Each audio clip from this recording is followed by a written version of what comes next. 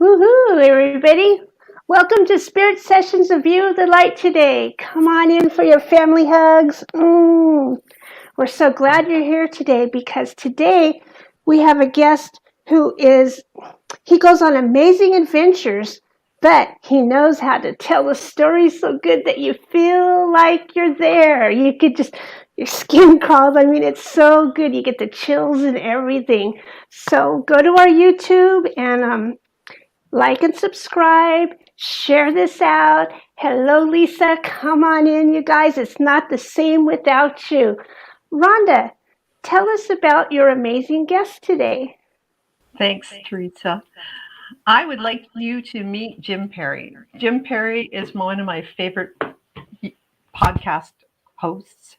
He also does all sorts of exploration in the liminal world. He brings his guests in and they tell their stories and he brings out the best of their stories. And he has such interesting connections and he's done films. He's done all sorts of things. You guys got to see it. And he manages wrestling still. Do you still do wrestling? Which is such like an offshoot, but it's all a whole nother world too. So I guess you're in an interdimensional broadcaster and creative person. So I like that. I love how you just do all these things. And if you haven't caught his radio show Night Drift, you have to, because it's on Sunday nights. It's on tonight. Tell them just how to get to your show so they can listen to you if they have it too, especially on the West Coast. And can stay up late. Yeah, absolutely. No, it's tonight it's on 5 a.m. Pacific, actually. 5 a.m. Pacific, 8 p.m. Eastern tonight. You can listen to it at nightdrift.com. And if you're in the Seattle area, you can just tune in to 1150 KKNW. But nightdrift.com is a great way to just listen to it wherever you are in the world.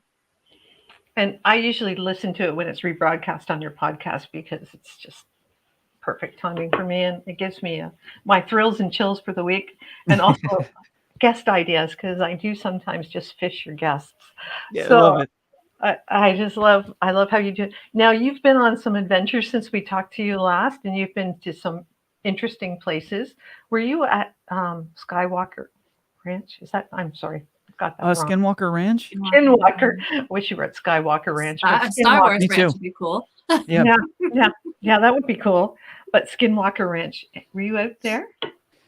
I was. It was a few years ago when I was at Skinwalker Ranch. I was there for a couple days. I was profiling someone that owns property, essentially on the same property, just across the old barbed wire fence from Skinwalker, the ranch properly, but right there in the Uinta Basin, a guy named Ryan Burns, who had grown up in that area, had sort of him and his buddies when they were younger broke into the ranch, sort of went through the fences and had what they felt was really incredible, profound experiences with orb activity and creatures potentially coming out of vortexes and all sorts of strange stuff. And then eventually, dealing with what would be termed, I think, the hitchhiker phenomenon. These things that they kind of come back with you. They catch a ride, and all of those experiences that are wrapped into that. But the place itself, I was there. I took a 4-hour bus ride from Salt Lake City to get there. Flew into Salt Lake, took that bus ride. It was 5 degrees out and snowing, and it was a visceral experience, both sort of physically and mentally and emotionally. Standing up on a bluff on that range in the Skinwalker range, the Skinwalker Plateau is what I think a lot of folks will call it. You just get a sense of a history of a place, of stories that have been untold, and some of them on purpose and some of them not. And what I mean by that is that you have a place where the government, it's been confirmed, has spent tons of money, pouring into research and potentially even development of certain things there on that site. You have a popular sort of reality TV show being filmed there now, taking advantage of those like sort of pursuits. Robert Bigelow, of course, was like a conduit for a lot of the money that went into there. And, George Knapp talks about it all the time as kind of like the preeminent expert. So there's a lot of analyzing of what the situation is there sort of paranormally. And it's one of those places that bridges the gap between all sorts of esoteric phenomena. And it's sort of like a catch-all. So for like fans of Keelian subjects or Jacques Vallée, it's kind of like all right there. We're dealing with the super spectrum here in this little in this plateau. So the story that is more untold is that and the thing that I had to deal with as a sort of a storyteller or a documentarian is that a lot of the inference about where the alleged activity stems from is based off indigenous stories and based off indigenous people's relationship to their land and spirituality. And frankly, there's a lot of stories that have probably been told through that um, through that space that maybe you have to consider whether it's your story to tell or not. And are these things sort of like culturally that could be interpreted as you know um maybe not your place to speak on. So it's an interesting place full of contradictions and conflicts and a rich history. Some of it of course hyped up, and others very real. After shortly after I left Ryan, a few months after that, his little compound that he showed me that included like a travel trailer and a shed was struck by lightning on that hill and just destroyed, just completely eviscerated. That's And weird. and it was along the lines of what he felt were potentially sort of attacks from whatever that energy was there, based off potentially maybe him disturbing the ground, or some sort of hostility that was granted. But I don't know. It's a weird place. I mean, yeah, it's a weird place, and I'm glad I got there and I had an opportunity to visit it. Um, I was I'll tell you this, and I think this will probably resonate with you folks. I was nervous about going there at first because of all of the lore and stories that come out of that space. And so I never really do this, but I decided to use some oracle cards to maybe help me guide and focus like what my thinking or intention is around this place. And my friend um, Jennifer Sodini has this great deck called the Amenti Oracle deck. And so it's the one I have, and I drew some cards and I did like a 3-card draw. And how I interpreted them was treat this space as if like a wild dog or a wild animal that you meet out in the wilderness.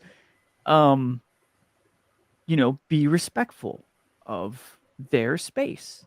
You are not necessarily barred from entry, but approach with caution and really bring your respect with you into this spot.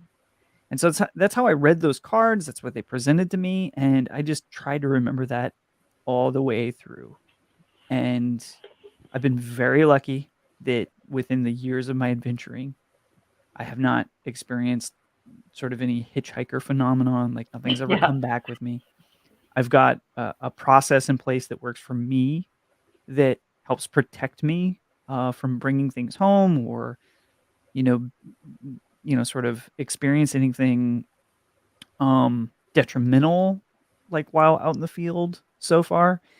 But it certainly doesn't stop the weird stuff from happening. So, all's to say, if someone does choose to go out there, like don't hop the fences, don't break into places, don't get on people's properties because they will shoot you out there. Maybe not to the ranch itself. Maybe they will. I don't know. But you're dealing with rural folks, and living out in a rural area. Like you get on someone's property, like be prepared. So if anyone goes there, bring their respect. Just know that this is a This is a very old place with a lot of stories and a lot of humanity and a lot of spirituality, like, sort of baked into it. And Yeah. yeah. Yeah, we really don't understand it, so it's best, like, yeah, like you say, proceed with caution. And it's like a nice place to visit, but you might not want to live there. I don't know, like, I don't know. There's lots of nice places. So you also have gone to the Old Post School in Ohio, which Ohio I'm learning about is a very weird state. Like it's got a lot of weird stuff going on in Ohio. Don't know why. I don't know if anyone in the States knows why. I don't know why. Is it the history or is it just the geology, like is that Skinwalker, or is it what's happened in the past there? There's lots of weird things in Ohio, right? Yeah. I ask myself that all the time because that part of the country, it's always pulling me back, and it's a very strange experience. I'll start setting up Euphomet features or what my travel itinerary is going to be, and the stories keep popping up in that place. And I've flown out there, I mean, almost as many times as I've flown out to the Northeast or down to California. I think it's like the Southwest, Northeast, Ohio, and some of the greater Midwest. And you think like, okay, well, yeah, that's every geographical area in the United States. No, it's in particular these little spots like Ohio. I was recently spent some time in Indiana as well. Kentucky is a very strange place. Oh yeah. And West Virginia, of course, is a very strange area. And so you have these like sort of concentrated states right there, right before the sort of southern divide that are compelling. And I think that some would say that that area, much like Skinwalker Ranch, is home to a really incredible magnetic anomaly. In fact, NASA will call it the Kentucky anomaly, in that there's a tremendous peak in energy that is expelled there. In that, some would say, I'm not studied in this, but some people have told me, experts have told me that there's scientific reports out that suggest that enhanced electromagnetic activity will make people pretty crazy, will make us perform pretty violent acts, will make us more prone to believing in things like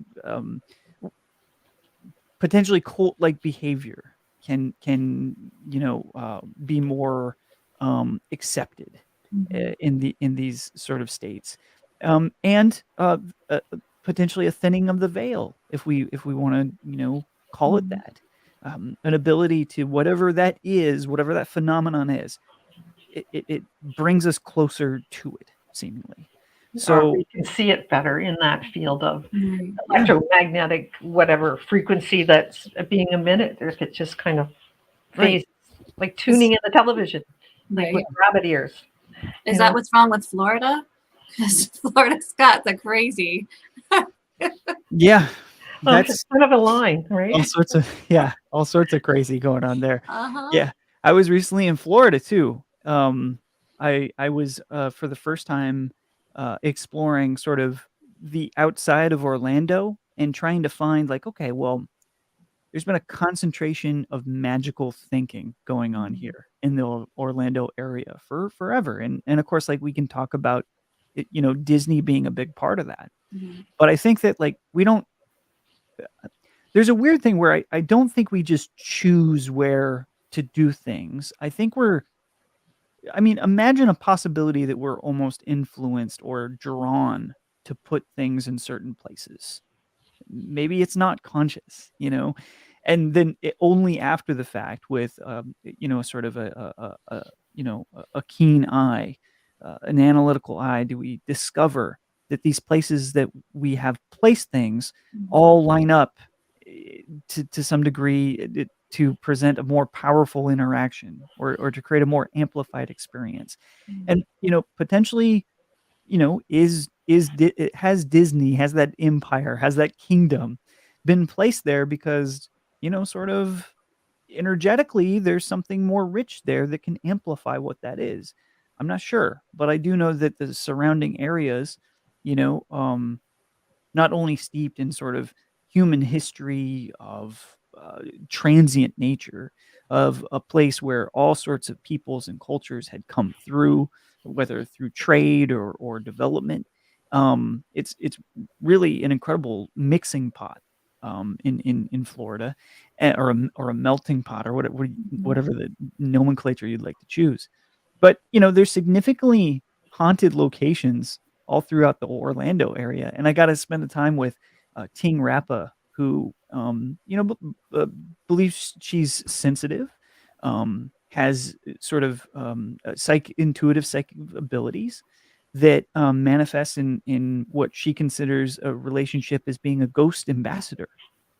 She leads tours throughout the Orlando area, historical ghost tours, essentially, and has developed a deep relationship with several, sort of entities or spirits within these haunted locations therein. So it was great to take on a recent night drift, take a little bit of a walking tour. It was a really weird, like, it was kind of a hybrid night drift meets Euphomet, because we were doing it remote. I was out in the field with it, but I was conducting it like a radio interview or something we're doing here. But we were walking the streets of this nice little quaint town outside of Orlando, at a very haunted house near a lake. Very So, cool. yeah. That is, yeah, it's such an adventure.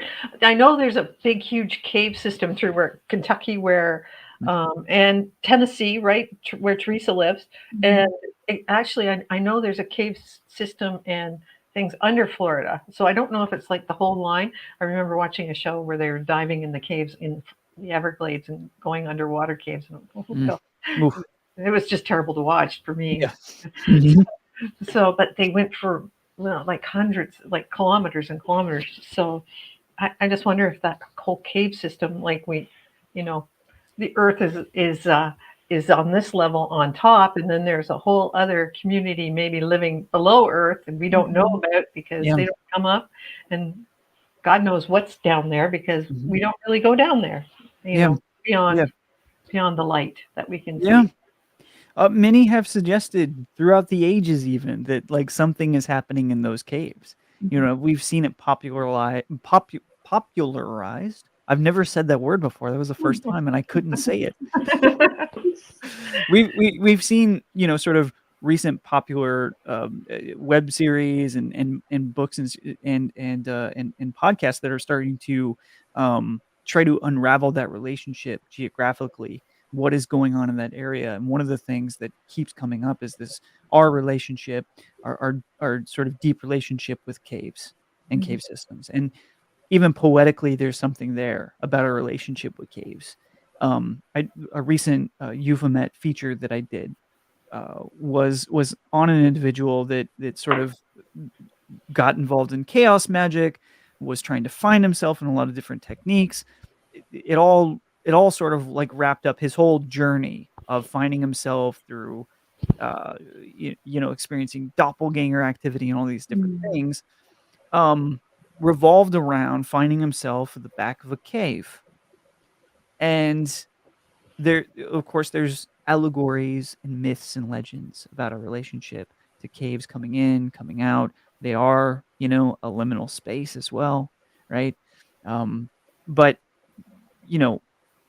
more recently, a lot of the pulp magazines of the mid-century were based off of, sort of Darrow, detrimental robots coming from outside the caves, so really cave systems, cave creatures informed some of our early popular culture sense of a relationship with a non-human intelligence, because they were scratching at something. They were scratching at, what are these things that we can't understand that come out and play tricks on us, that engage with us?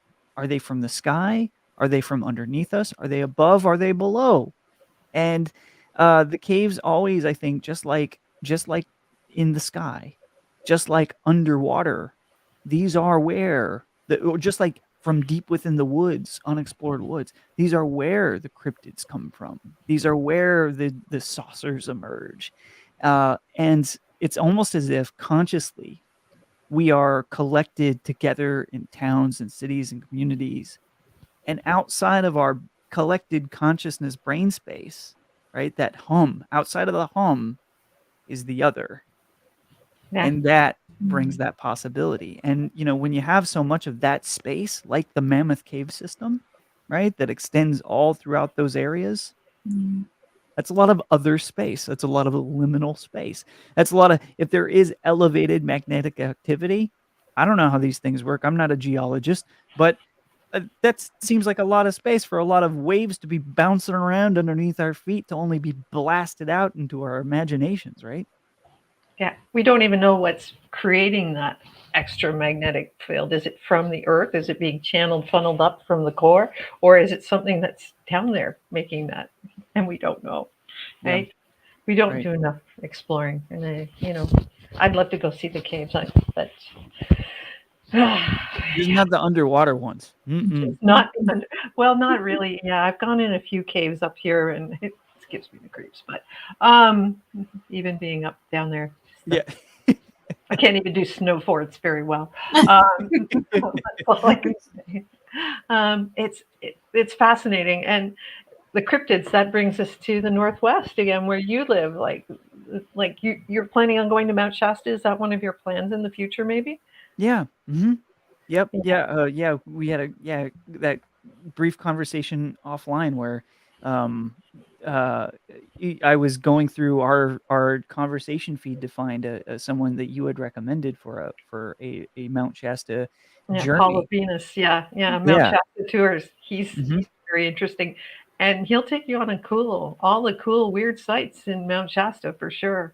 And it's like Mount Shasta, I finally got to go to, and it was amazing. And yeah, you met Bigfoot. No, heard Bigfoot, saw lots of UFO activity, and then Wow. just the whole energy of the places. Yeah, Mhm. it's Yeah. it's really chill. It's Yeah. really cool. Yeah. I can't wait to experience it. I've drove past it and flown over it so many times that I can't wait to actually be on the ground and spend some time there. And look, the amount of strange occurrences that happen near mountains like Mount Shasta, these volcanic mountains. I mean, we're talking again about another seemingly charged space, right? Like Yeah. the cave systems, or that we were just like talking about. This volcanic mountain chain, in particular, the Cascade Mountains, is home to the birth of sort of our popular modern idea of what the paranormal is, whether that is Sasquatch or whether that is flying saucers in the UFO. Or I if they're all mean, connected. right, right, and that could be it too. So one of the sort of most profound experiences I've had, and I've maybe have shared it with you guys before, and I definitely have shared it around on my podcast in a couple different places, is at Mount Adams in southern Washington State. And between that mountain range and Mount Rainier is where Kenneth Arnold in the summer of 1947 saw the sort of nine. They were interpreted as saucers. They were actually more chevron. What he saw, but he saw the nine anomalous craft that popped off the summer of the saucer in 1947 and gave us our popular, sort of manifestation of what that phenomenon is. So it, and then you want to look at the popular conception of Sasquatch, right? And you're looking at like, okay, we're just going down south towards the Cascade Mountains down in Northern California to find where Patterson and Gimlin shot their Sasquatch footage that has sort of changed the cultural landscape of what that phenomenon is. So, are they connected? Yeah, maybe so. I don't think it's as controversial anymore to No. maybe suggest that even 5 years ago, it was really controversial within sort of the paranormal community, which I don't know if I classify myself completely in or not. I'm not sure. I don't know what my You're getting relationship closer all to the the time, I greater gotta say. thing is, but yeah, like yeah, it's not as controversial anymore to think about it in more of a broad way, I don't think. Now I'm going to show my age here, but I remember a Bionic Man episode where the Sasquatch and the saucers were stopping a volcano eruption. And yeah, and I'm thinking, boy, where did that come from? And is that part of the culture now, or did they actually know? Or it's all like the things like when you look at Star Trek Yeah. and then this, and you're going, yeah, that's happening now, and nobody thinks of it, right? And Right. so those I wonder thoughts, who wrote that episode. I'd love That's what to I know. wonder. Yeah, Yeah. that's a really good research thing. I'll have to go Yeah, check that I out. wonder.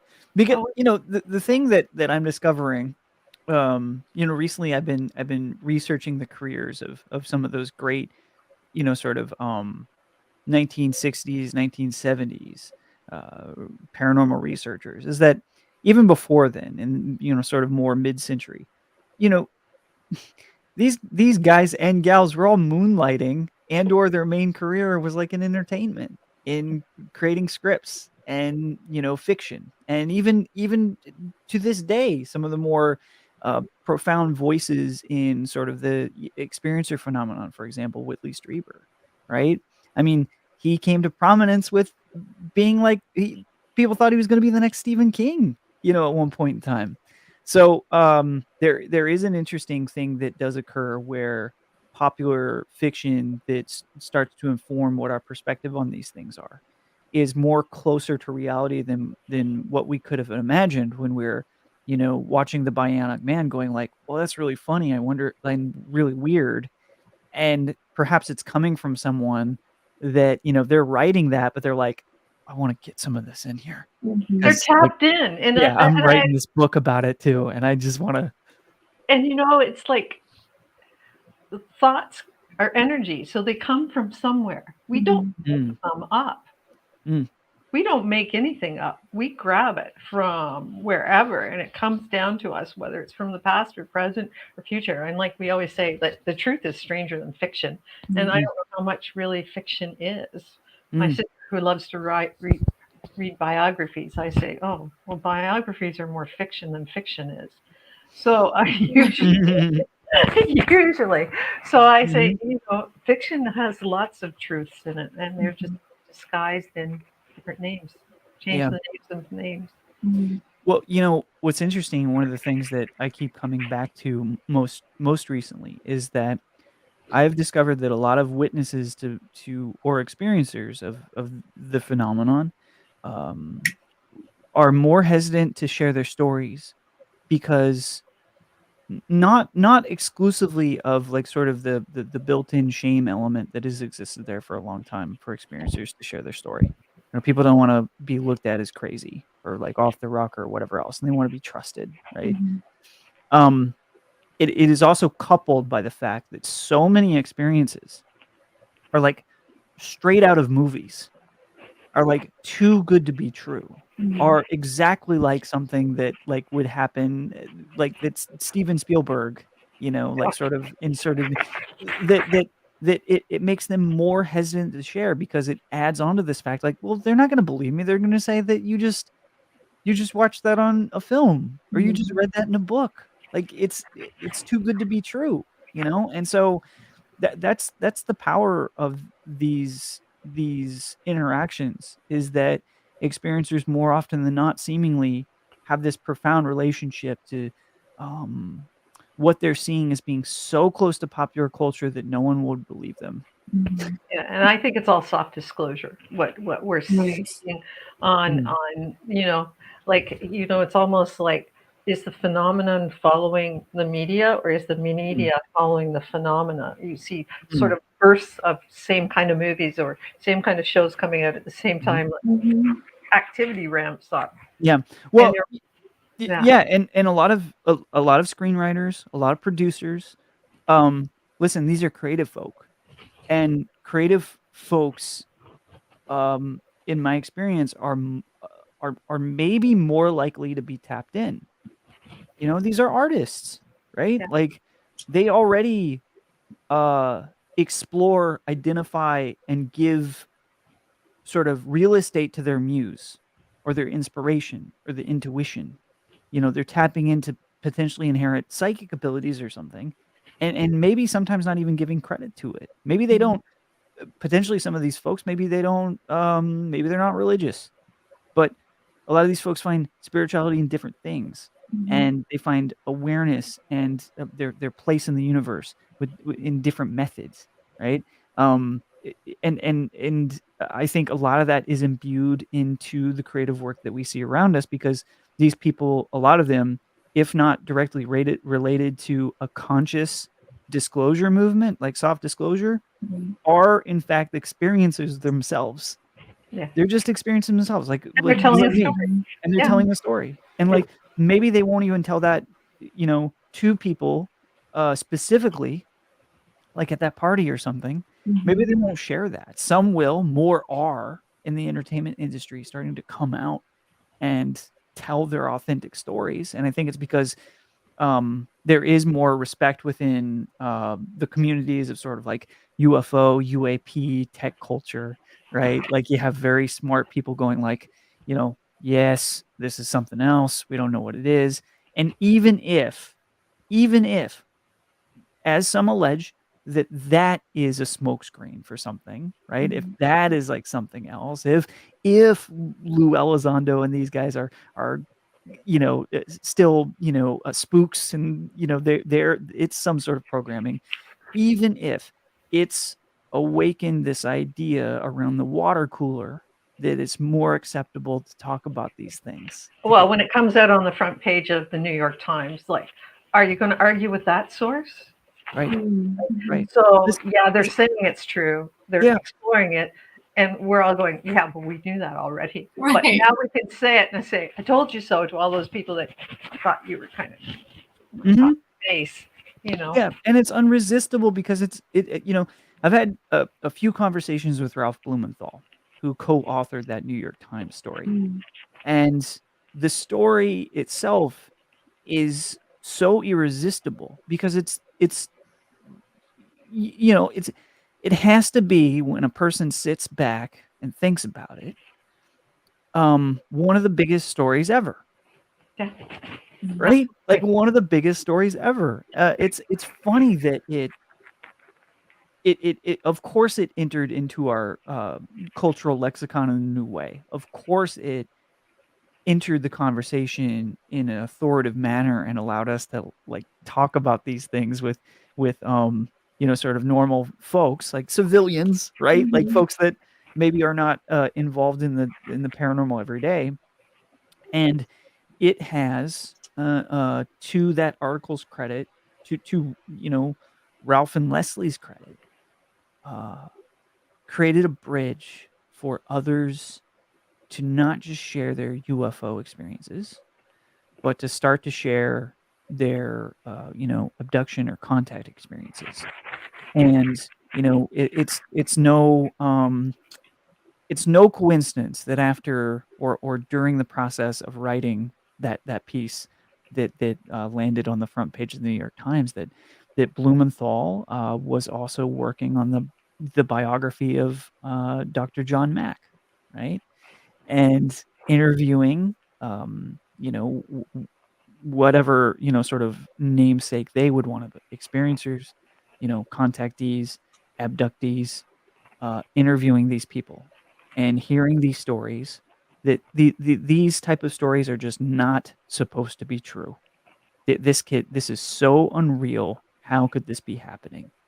But at the end of the day, showing corroborative data that suggests that no, these are these things that are happening outside of our scope of understanding, and really intelligent, smart, creative, empathetic people, professionals, have been exploring this for a long time, and they've just been sort of put to the side. So what I would hope is that people follow the work of someone like a legitimate, hard-boiled journalist like Ralph Blumenthal, Who right? asked all the questions and Yeah, wanted who the asked facts of it. Yeah. 100%. Covered the mob, and was just right in there with it all, and organized crime for years, and all sorts of huge stories, domestic terrorism, and just like he's seen it all. He's been everywhere with it, I would hope that people follow his work from that Times article, that they followed it down to his work, talking about experiencers and that connection between like, yeah, listen, here's this craft that we don't know what it is. That, you know, there's these officials that are confirming it for people that need that, right? Look at this other phenomenon that we can't disconnect from this. Yeah. You know?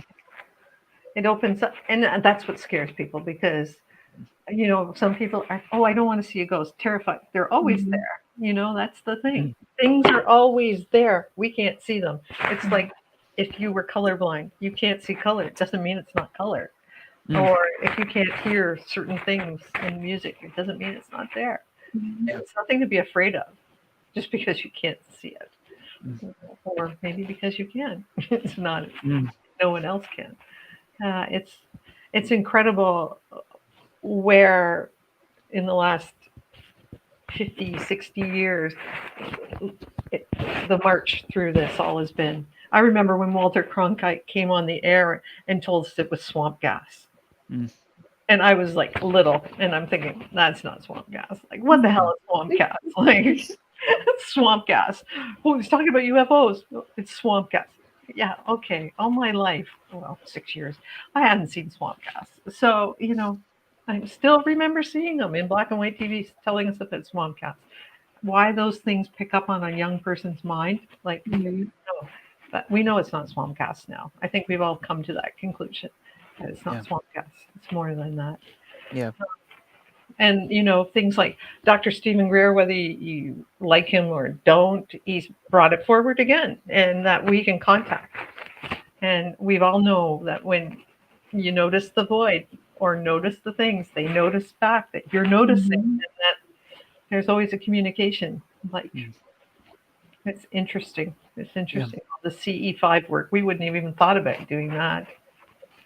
You know, people go, oh, what if? I said, they've been here for thousands of years if they've been here. Right. Yeah, well, it's a process of remembering, isn't it?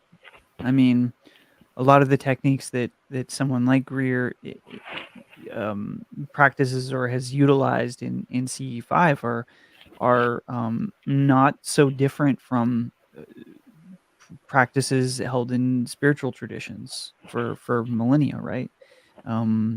Whether that is more recently within like sort of new thought or new age techniques or something that's more mystical. It's almost shamanic work in some sense, right?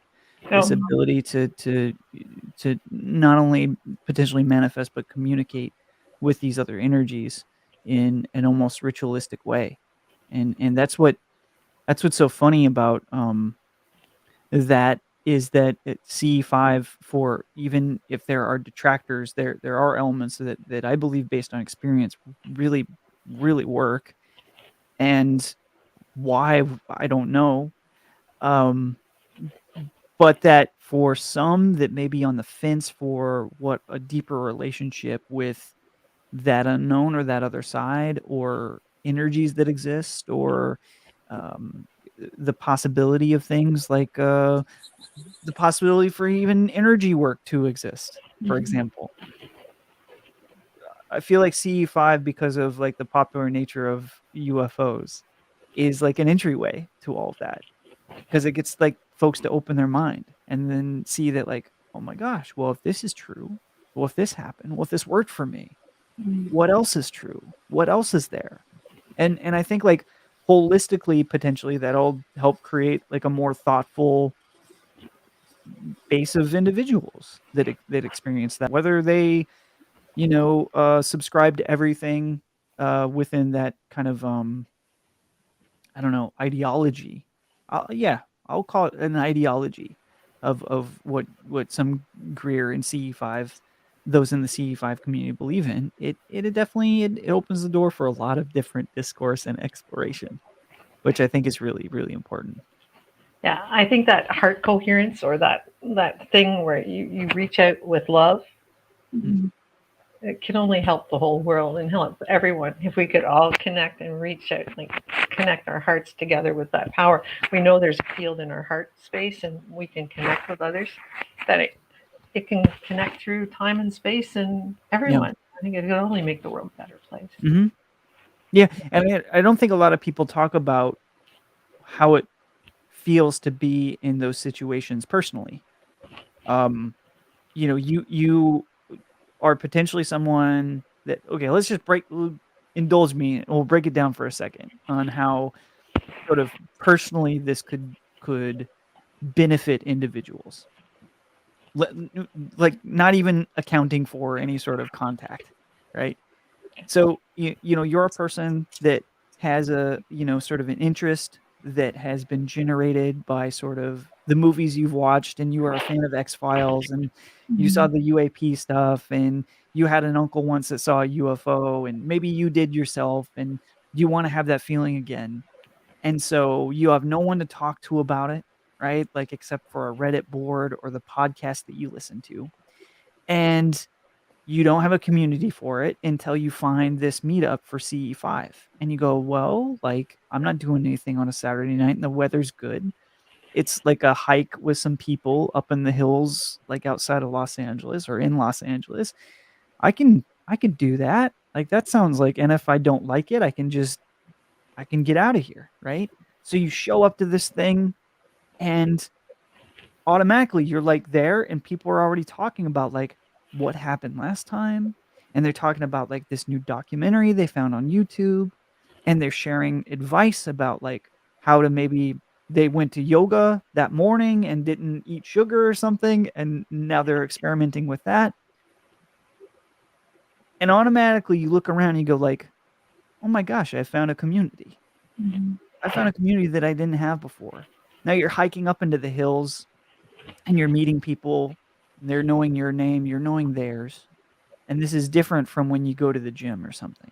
This is different from when you go get a coffee at Starbucks. This is different than when you're back home with your partner.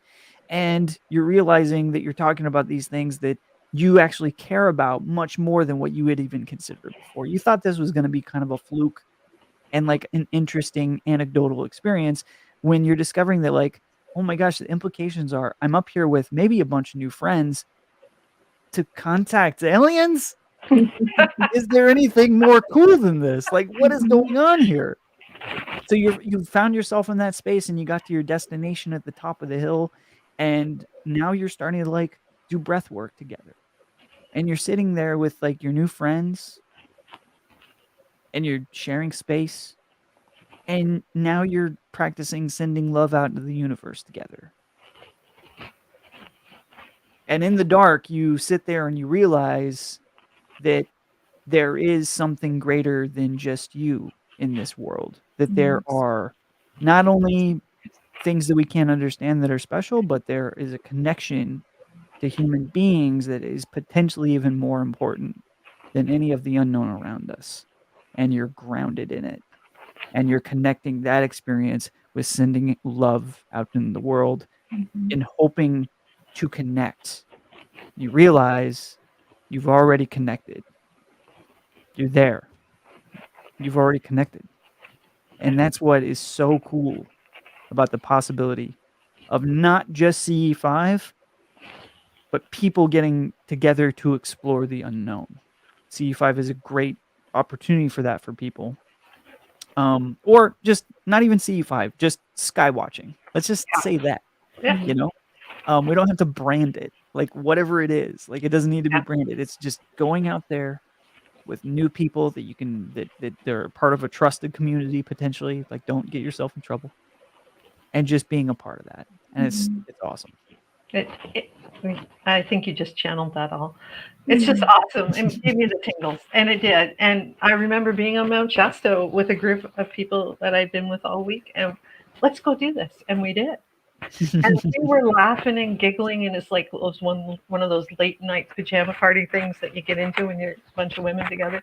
Yeah. And we were doing it, and getting late in the evening, we're all giggling and laughing, and okay, guys, like they said, Rhonda, call it in. I said, would you guys just flash us? And man, we got a flash that was like an Instamatic light bulb going off above our heads, and we went, whoa! Yeah. I said, thank you. Now we can go to bed. But it was awesome, and it was that sharing of love and sending it out like with people that you know and trust, and you're with your tribe. That was the priceless moment, and that was the best part. I It's mean, so the icing awesome. on the cake was the light bulb flash, but yeah, it was awesome. It was It's so awesome. cool. Yeah. I mean, So, it epitomizes community in so many different ways, yeah, and I think in a sense that we don't quite get anymore, but that our our instinctual meat bodies and our souls are way more used to than like our modern facilities, right? Because we had been sitting under the stars forever before recently, yes, right? Like within lifetimes, like Mhm. within a few generations, we were more in tune with what was going on outside and more not only responsible for our interactions out there and less protected, but also just so much more connected to what that all could be.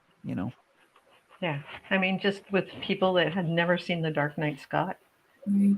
you know, it's like I take it for granted, but I Mhm. know how wonderful it is not to be in the city and living in a dark sky area. But yeah, it's Yeah, awesome. I never think about that. Like that they've never seen stars really because the sky is so bright from the city lights, Yeah. and we live in the country and I see stars all the time and I'm always staring at the sky, but I couldn't imagine if I lived somewhere else, it would be crazy. Like you need that connection. It's so And for important. and for those that have that experience for the first time, it is paranormal. Mhm. It Yeah, is a paranormal experience to see Mhm. the Milky Way, for example, yeah, above you Yeah. and go Yeah. like, "That's up there all the time?" I mean, in that sense, it's like what you were talking about, Rhonda, like, there are these things around us that are potentially always there, Mhm. it's just that we're not always seeing them, and the night sky is a good example of that. Yeah. Like, these things, this phenomenon, it hides behind cloud cover, only revealed when you're out in a space where you have where you make space and Mhm. time to create that relationship with, yeah, right? for sure. And I mean, from experience, I grew up in rural areas like my entire life, and then I lived in Seattle for a good majority of my life. And when I lived in Seattle, um, there was no sky watching, and when you travel and you're in Manhattan or something, there's no sky watching. Like, what are you talking? Like, you can see, three stars that are actually planets or something, Mhm. right? Like, there's not a possibility. So, you can actually become very sad being out there at night. And my wife and we would lament about that. We would be on this rooftop deck with the skyline in front of us and not even able to completely enjoy it because we missed the stars. Mhm. Yeah, And yeah, I don't know if you've ever had the experience to show someone the stars for the first time, but if you do get that experience, take it because it will change their life. yeah. Yeah, it does. It changes lots of people's lives because I remember, yeah, just seeing them living in Kingston and then going up north and seeing them. Like you could see more stars where I was, but going up north and seeing, like you said, the Milky Way, like in it all Mhm. its dark, full glory, is like, wow. It's not even dark out when you're under the stars. People don't realize that going out at night is not dark. Right. Right. The starlight is fantastic, amazing. Yeah. Thank you. And are you living a place where you can go see stars fairly quickly now, or? Yeah. Yeah, Good. definitely in the summer, but I live out in the Oregon coast now, and, Oh, so yeah, stars.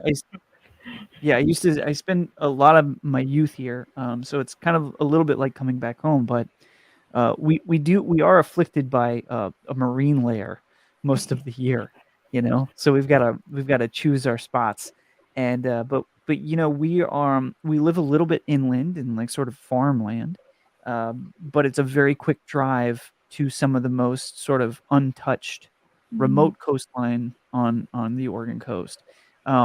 There's not a it's I mean, there's not a lot of places on Highway 101 that isn't directly next to the beach or the coastline. And the area that I'm in, 101 veers in, like inland, by about like 7 miles or so. And so you got to travel out to the beach and to the capes. Once you're out there, there's no highway near you. So it's more quiet and more remote, um, than most of the entire West Coast, now that I think about it for the first time. I mean, I'll have to, like, do some research into this, but for the most part, even through California, through Big Sur, through, like, 101 is kind of, like, right there the entire time. So, yeah, I think we have some of the most.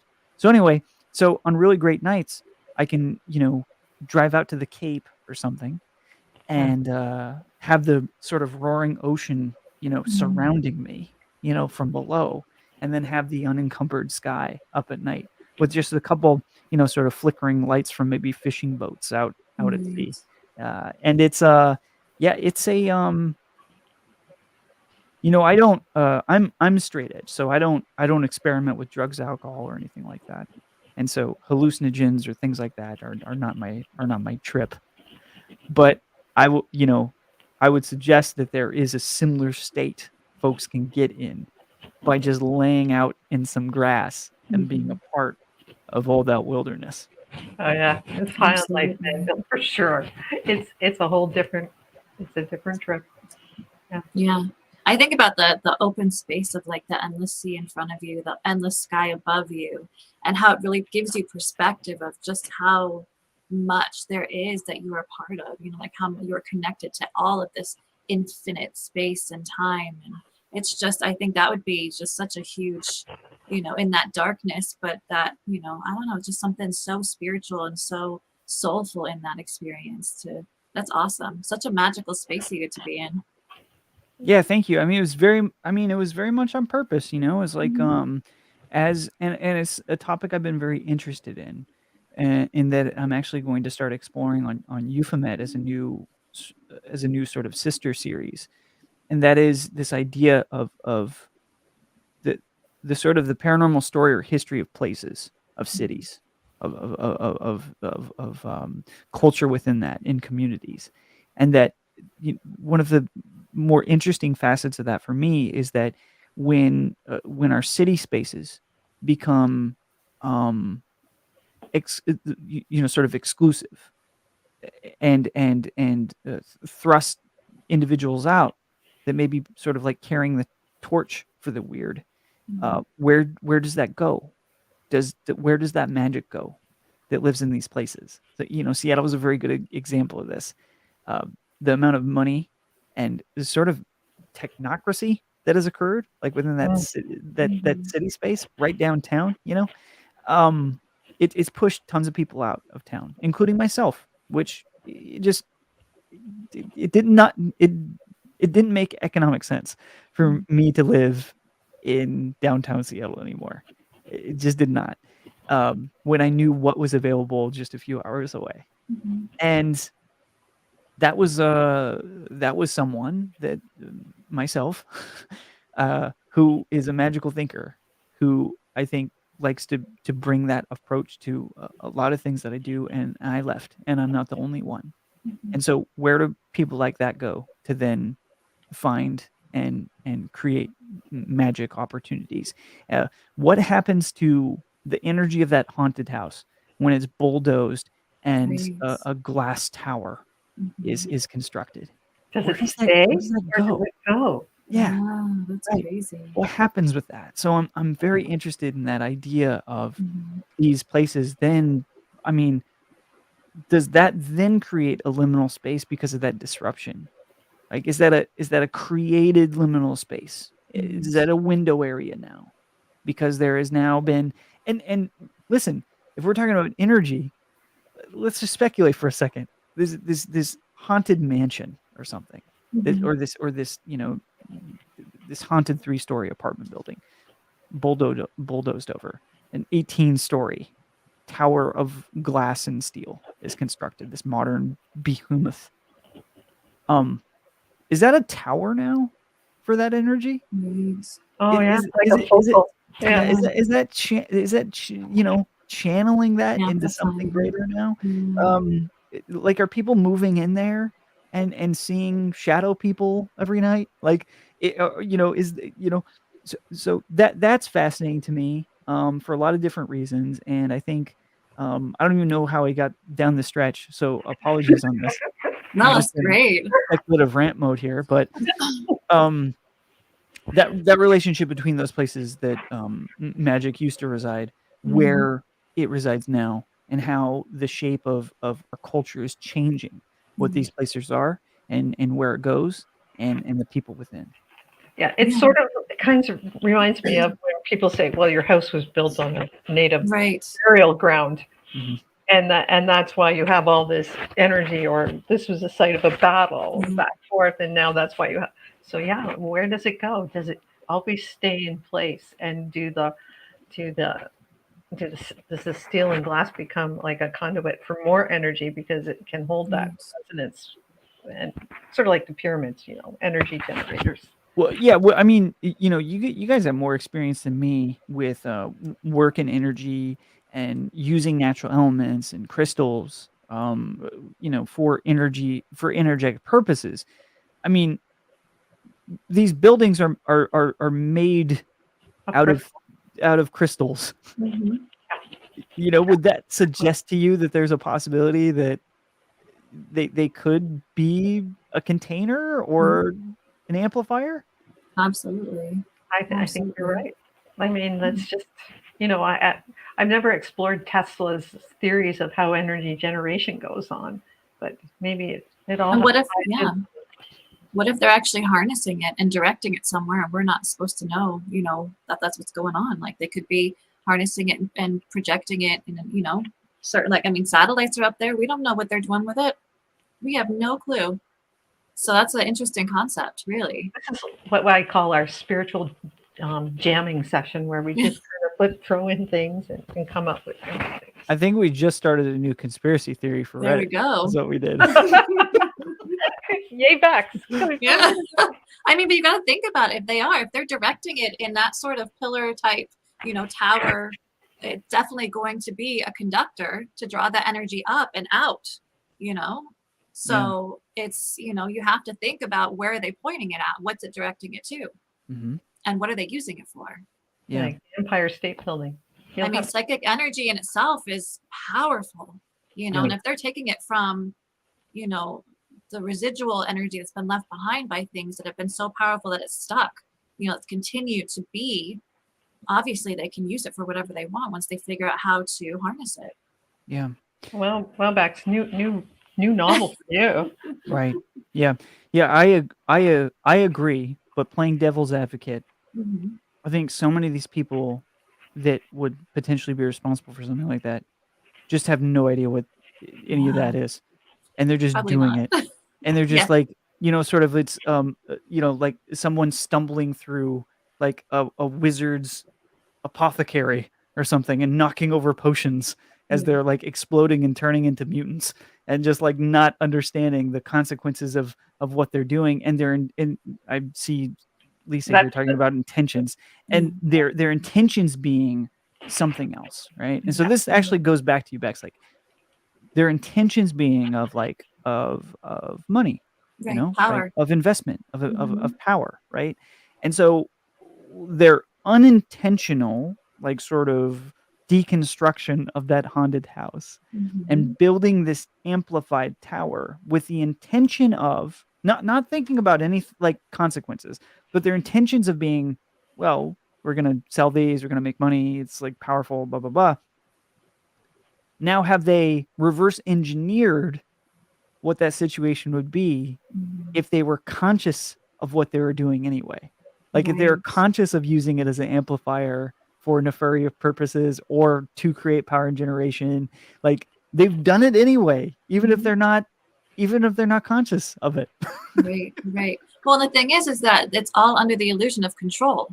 So they may think that they're able to control what they're doing with it, even if it's, if they're consciously choosing to do this, if they've got this idea that if they harness this power, whoever lives in that building is going to be, able to tap into that power and use it for their own benefit. There's still a lack of control in the overall circumstance, right? The overall unfolding, because we can't possibly control energy like that, right? So, you know, there's that. So it's really about, it's all an illusion anyway, right?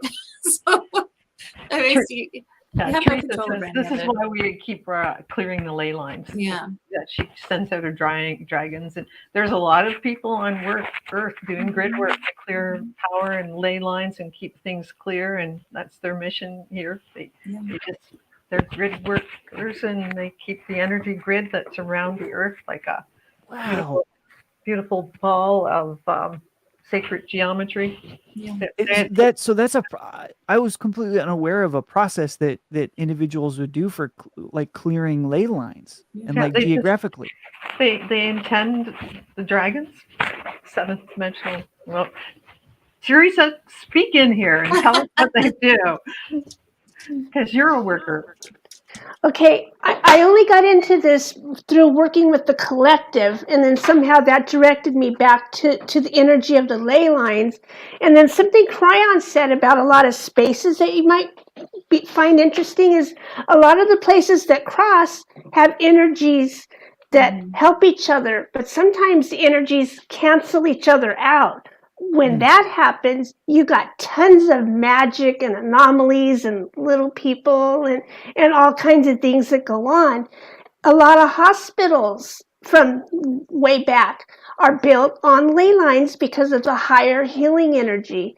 So when you got people around, you know, the multinationals building all their towers and things, they're still tapping into the energies of the ley lines because that's old news. You know, they know that and they're using that. This is why I don't want to say it's a battle, but this is why we want to keep clearing the energies that we can, because we don't want I think the grid system's hijacked, right? And we're trying to bring it back to, well, fifth dimensional, right? Well, we want to purify it. Yeah. Absolutely. And it's funny because I just had and I don't know how this fits, but this has been on my mind for days. And somebody brought into my awareness, and I don't know why I didn't realize it before, but the Pentagon is the center of a pentagram, right? If you think about that, what is like the house of our defense, like the center of our defense and all that stuff? It's the center of a pentagram in our country, right? Think about that and what they built it on, how they've been able to, like, there's something way more to it than that. Why would they choose a pentagon to be the shape of, you know, such a powerful center of our government, you know, as far as defense and all of that? So that's the kind of stuff. And like, obviously there's ley lines under that as well, that there's some sort of energy they're connecting into to be able to have that kind of shape.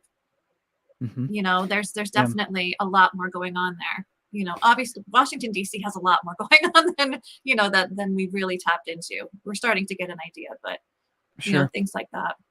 Yeah. And, you know, there's a lot of suggestion that, you know, sort of national parks are where they are because of anomalistic activity that potentially some people wanted to corral, you know, or not share with everybody. Yeah, or not share, you know. I mean, like, look, I think at the end of the day, whether some of these things are conscious or not, they belong most definitely within a wheelhouse. With we'll talk about like consensus reality, right? Like civilians, right? That's what I like to call consensus reality. People know the group bubble of collective thought. We know that in that world, and I just talked about this on Night Drift, that symbols, colors, metaphors, these are all used every day, all day, to market to us, to make us do things, right? Because they're and coming from a marketing background, like I worked at ad agencies for forever, and I still do some work with ad agencies, and there is an understanding that when you go into like sort of that kickoff meeting when you have a new client and you have this this work order that suggests like, well, these are our key things that we want to get done. We either want to like expose our brand to more people, or we want to sell this particular product. And based off that, you go, okay, well, who is it for, right? Like, who is this product for? Who are you aiming for? and why, and then from there, ooh, hold on, you hear that static? Love Yeah. it. Yeah, that's somebody tapping into us. This has been happening a lot lately. It's actually thanks to Bex Atwood. She did this. She's got I like to You need call a it. good piece of petrified wood or iron. Is that it? Yeah, that'll help. It's an energy hitchhiker. I will have to pause for a second. Sure. My message. It's too. This is like classic Art Bell. I'm gonna get cut off. Hold on a second. He's fixing his microphone tuning it to the knot. So we'll have to call in Metatron or somebody there to help him ground it out. Carlin, Archangel. I love as soon as he starts talking about the symbology, it's like, boom, here we go. Yeah. This is what they don't want us to know, right? We just called in Archangel Metatron to help fix that. Oh, thank you. He's a transformer, right? I think he's a transformer of good I know that one. Negative energy into bad good energy. I know that one. Yeah, so this is not the first time it likes to happen, and it's just weird cabling, and I've got a condenser and stuff, so it's probably just and I live in an old World War II house, so the energy. Your energy is all the You're all tapping the energy, in. all the energy. I was just about to spill the tea, and it just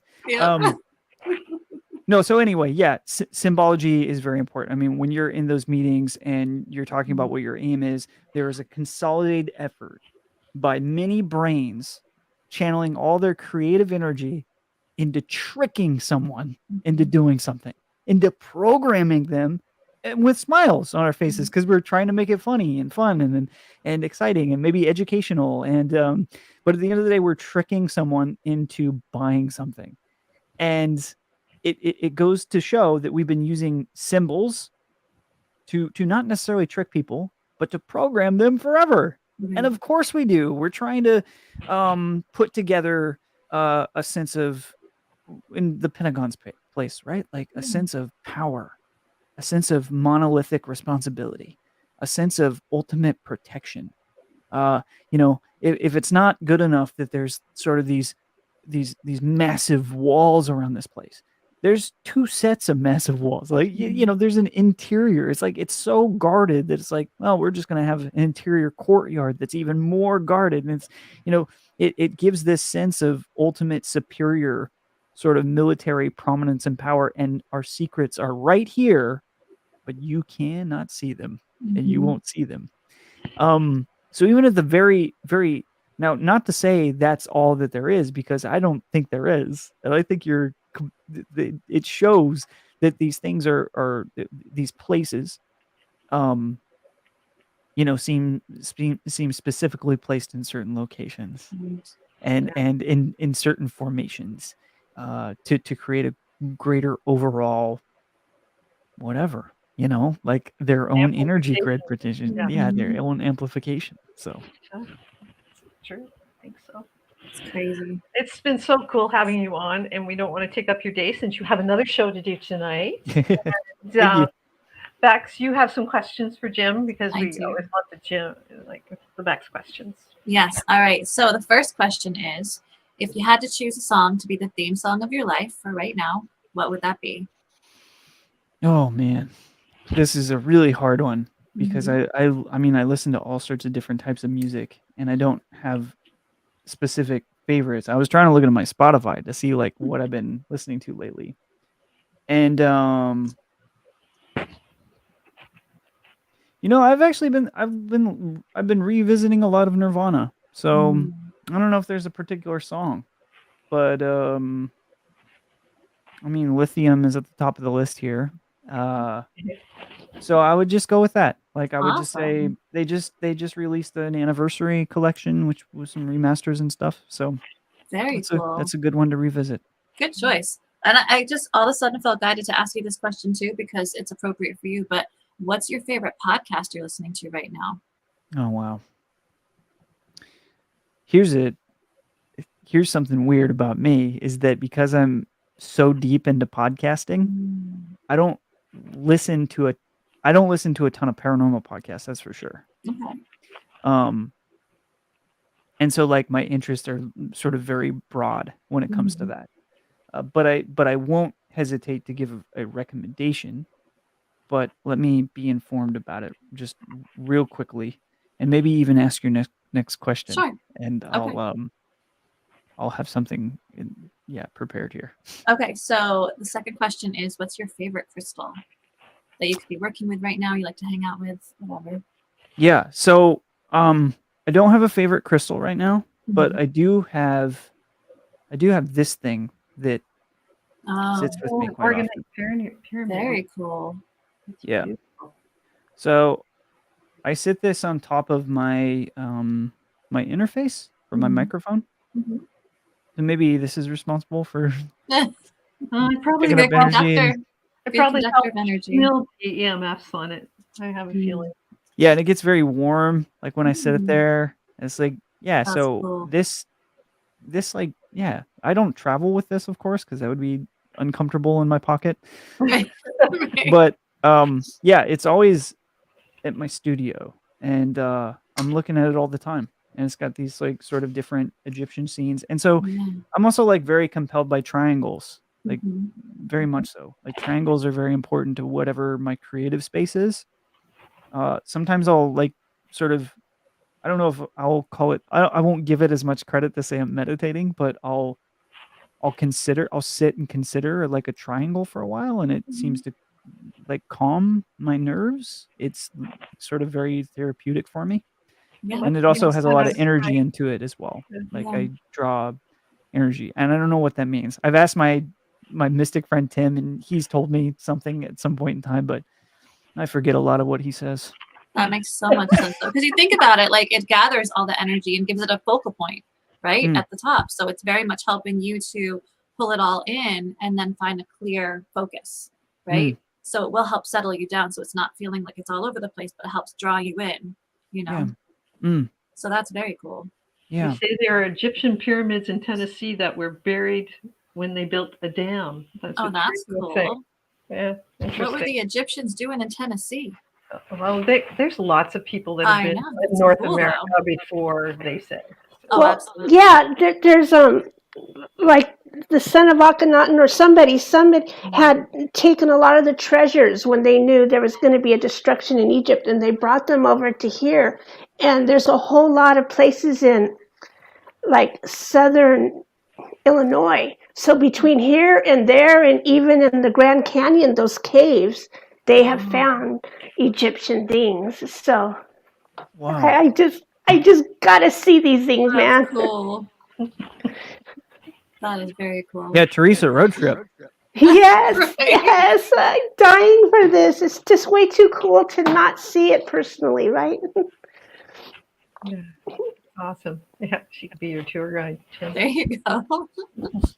Oh, and podcast. Yes. I would recommend that for those of you that have maybe never heard of me before, if you're listening to this, my podcast is called Euphomet, EUPHOMET.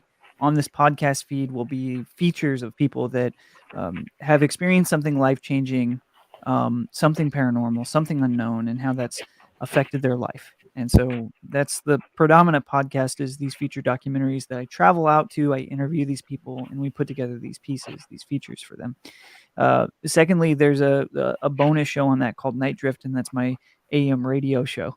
And I bring on sort of thought leaders, experiencers, people from pop culture to really have these conversations at the intersection of the paranormal and society, right? And so you can check that out. And if you're going to subscribe to that, I suggest you also subscribe to a show called Stories with Sapphire, who I think Sapphire Sandalo is doing some of the best sort of documentary paranormal work out there right now in terms of doing features and sharing these stories of people and in particular, she's of Filipino descent, and so she shares a lot of sort of stories from her family and from sort of other Southeast Asian families as well, and so you do have a little bit of a broader perspective on the global nature of this phenomenon. It's not just happening here in the United States. No, It's no, happening everywhere. everywhere. So that would be my suggestion. Awesome. That's very cool. All right, third question, which we already know the answer to, but have you ever experienced extra dimensional intelligence? The reason we ask this is because we have found that almost every single one of our guests says yes. And we found that also that disclosure is happening more on a one-to-one basis, person to person. We're not waiting for the big disclosure anymore. We're just doing it here. So what have you experienced? You can give us a quick little blip about that. Yeah. Well, going back to the experience I alluded to earlier at Mount Adams, it happened at a campsite on a property called E17 Ranch. And this ranch is owned by this guy, James Gilliland, who is the eccentric man of a lot of ideas and thoughts, and he's charming and has the same politics as my grandfather, but we won't go into that. I may disagree with some of the political ideas coming from that space, but that's not what this is about. The place itself holds a great deal of power, seemingly, and it provided a space for me to change my perspective on my own relationship to the unknown. I went there with some family years and years ago, and it was at the time where I was doing Euphomet part-time, and I was doing it as it was an interview show on a low power FM station in Seattle. It was called Hollow Earth Radio, and yeah, Euphomet was a classic format similar to kind of what Night Drift is now. And I was at the time very challenged by what I was doing professionally, in marketing, and I felt like I was losing the confidence myself and my creativity because it's a very subjective space where it's a career where it doesn't matter how good your work actually is or what your ideas are. They can just not be right for whatever reason, for whatever whim, and you could have invested a ton of yourself sort of creatively and emotionally and spiritually into something that gets just blown apart and decimated. And so it can be really challenging if you're not ready to accept that all the time. And I found myself in a place where, based off the confidence myself and the conflict in that inherent work and the scope of constantly just focusing my efforts on tricking people into purchasing things, it really wore me down, and I started to lose myself a little bit. And this trip happened right when I was about to try to figure out, I think I was searching for what my next move was going to be.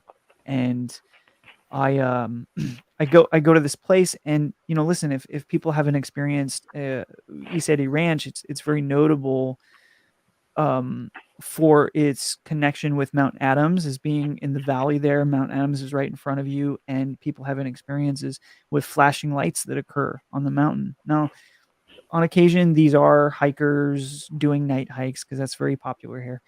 Uh, on other occasions, though, they're absolutely not. There's something else. And as we were there, not only did we see anomalous lights in the sky, we also saw anomalous lights on the mountain itself. And there's all these stories about the mountain potentially being a sort of a base for UFOs or non-human intelligences, and there being essentially like a meeting point for many different kinds of intelligences there, including Sasquatch. Excuse me real quick. And so you go in and you try to you try to ground yourself a little bit. Like, hey, let me go in open-minded, but let's not hype up this experience. Many times when you do that, you can leave disappointed because this phenomenon sometimes doesn't work that way for whatever reason. So, after a couple nights of having these profound experiences with lights in the sky that made all sorts of incredible movement and seemed to talk back to you, and all these sort of light ups, and James Gilliland being able to predict when a huge, light would be able to come over that, I think we'll see a light in about, in just a little bit coming over that. Oh, there it is. I'm like going, what, dude? What do you like? What? And then it zooms and zooms off, and it's incredible. We would see lights on the mountain start at the top and then fall down off the mountain and then take off horizontally. That's So we're not looking at that. I don't know what kind of hiker has that technology to do that, but One with a jetpack on it. yeah, they definitely came from that charged tower in downtown Seattle right. that they came from. Wow. But so on the last night, we decided, hey, let's split up. Let's find places, that speak to us, and let's go there and let's just spend some time alone. And so I went out into what they call the field of dreams, and I sat under this umbrella of string, and sort of tassels and with like sort of organ above it in sort of a triangle, and I sat there and I was like, I haven't meditated in a while. I haven't meditated since they forced me to in college. I was art school theater kid, so it's the kind of classes I did for however many tens of thousands of dollars. So I sat there and I was like, I'm going to just do a breathing exercise, and I'm going to focus on my breath, and I'm going to keep soft focus on this mountain as the sun is going down. And I did this for a while, and then I started to see through like my soft vision a light appear on the mountain, and this little orb of light. And so I was just kind of like lightly focusing on that and continued breathing in, breathing out, breathing in, breathing out. And I started to realize as I was sitting there that every time I would breathe in, the light would slowly disappear. And every time I'd breathe out, the light would slowly build up again. And so for about 20 minutes, I was in relationship with this light on the mountain that almost act as if some sort of little ember that I was breathing in and then breathing into, like some little flame. Wow. And like I went back home afterwards and I quit my job and I started a wrestling promotion and tried to be in a trap. I mean, like basically you're entering a traveling circus at that point. I mean, that's basically what I did. I went home, I quit my job and joined the circus. Is what happened. And yeah, my life has never been the same since. And it's taken me on a path where, I'm my only boss. And I get up when I want to. Well, I get up when the dogs tell me to, or if my wife needs something. But I am an independent entity that is not based off any clock known to man. I make my own clock, and part of it is thanks to my experience there, I think. Yeah. That's awesome. That is very special. Yeah. He said he's on our list. We should go there, even with James B. Spirit sessions on the road. Go to Let's make that a thing. That's right. We're working on it. We're working on manifesting it. Yeah. That'd be crazy. Crazy.